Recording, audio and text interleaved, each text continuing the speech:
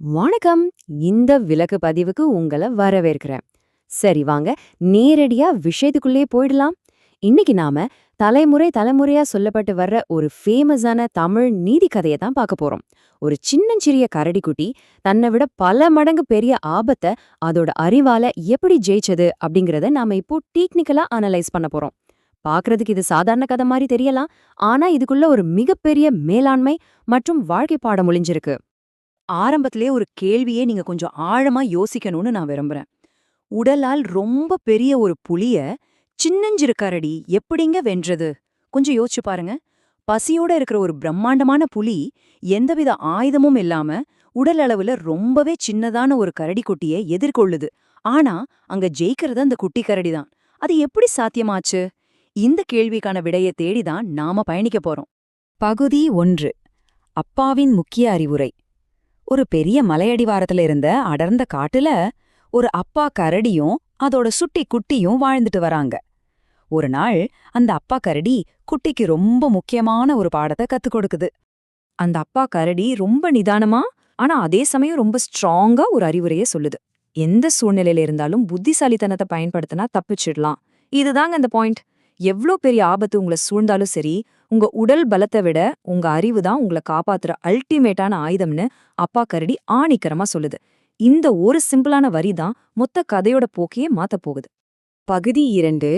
காட்டில் ஒரு பெரிய ஆபத்து. அப்பா கரடி சாப்பாடு தேட போன நேரத்துல வீட்ல தனியா இருந்து போர் அடிச்ச அந்த குட்டி கரடி தனக்குன்னு இருந்த அந்த எல்லைய தாண்டி காட்டுக்குள்ள ரொம்ப தூரம் விளையாட போயிடுது. காட்டுக்குள்ள போன நம்ம குட்டி கரடி அங்க இங்கன பாறைகள் மேல ஏறி குதிச்சு ரொம்ப ஜாலியா விளையாடிட்டு இருக்கு. ஆனா அந்த சந்தோஷம் ரொம்ப நேரம் நிலைக்கல. நிலம் அப்படியே தலைகீழா மாறுது. திடீர்னு ஒரு பயங்கரமான ரத்தத்தை உறைய வைக்கிற மாதிரி ஒரு உருமல் சத்தம் கேக்குது. பயத்துல உறைஞ்சு போன நம்ம குட்டி கரடி அந்த சத்தம் வந்த திசையை திரும்பி பாக்குது. அந்த ஆபத்தோட தீவிரம் என்னங்கிறது இப்போ உங்களுக்கே புரிஞ்சிருக்கும். ஒரு பக்கம் பாத்தீங்கன்னா பயந்து போன ரொம்ப சின்னஞ்சிறு ஆனா புத்திசாலியான ஒரு கரடிக்குட்டி. இன்னொரு பக்கம் கரடிக்கரிய சாப்பிட துடிக்கிற அசுரபலம் கொண்ட ரொம்பவே திமிரு பிடிச்ச ஒரு பிரம்மாண்டமான புலி. புலி கரடிய பார்த்து ஏளனமா சிரிச்சுட்டு, இன்னைக்கு நீதான் எனக்கு லஞ்ச் அப்படின்னு ரொம்ப கொடூரமா சொல்லுது. இது பாக்குறதுக்கு கண்டிப்பா ஒரு சமமற்ற போர் மாதிரி தானே தெரியுது. இப்ப பகுதி 3. குட்டி கரடியின் தந்திரம். மரண பயத்தோட உச்சியிலிருந்த அந்த கரடிக்குட்டி இங்கேதான் ஒரு மாஸ்டர் ஸ்ட்ரோக் ப்ளே பண்ணுது. தன்னோட பதற்றத்தை அப்படியே ஓரங்கட்டிட்டு அப்பா சொன்ன அந்த அருமையான அறிவுரையை கரெக்டா ஞாபகப்படுத்தி பாக்குது. மூளைய பயன்படுத்த வேண்டிய நேரம் இதுன்னு புரிஞ்சுகிட்ட குட்டி கரடி சுத்தி முத்தி பாக்குது. அங்க இருக்கிற சூழ்நிலைய ஒரு பிசிக்ஸ் சயின்டிஸ்ட் மாதிரி நொடி பொழுதுல கணக்கு போடுது. அது கண்ணுல ரொம்ப ஆபத்தான நிலையில பேலன்ஸ் ஆகி நிக்கிற ஒரு பிரம்மாண்டமான பாறை படுது. அந்த சின்ன பாறைய தள்ளினா மேல இருக்கிற பெரிய பாறை சரிஞ்சிடும்னு அதுக்கு புரியுது. ஆனா அதை தள்ள தனக்கு பலம் பத்தாதுன்னு தெரிஞ்ச குட்டி புலியோட அசுர பலத்தையே அதுக்கு எதிரா பயன்படுத்த ஒரு அட்டகாசமான பிளான போடுது. இப்போ குட்டி கரடி என்ன பண்ணுது தெரியுமா? புலியோட ஈகோவை, அதோட அகங்காரத்தை லைட்டா தூண்டி விடுது. உங்களுக்கு தான் இந்த காட்டிலேயே அதிக பலம்னு கேள்விப்பட்டனே அப்படின்னு ரொம்ப சாதுரியமா கேக்குது.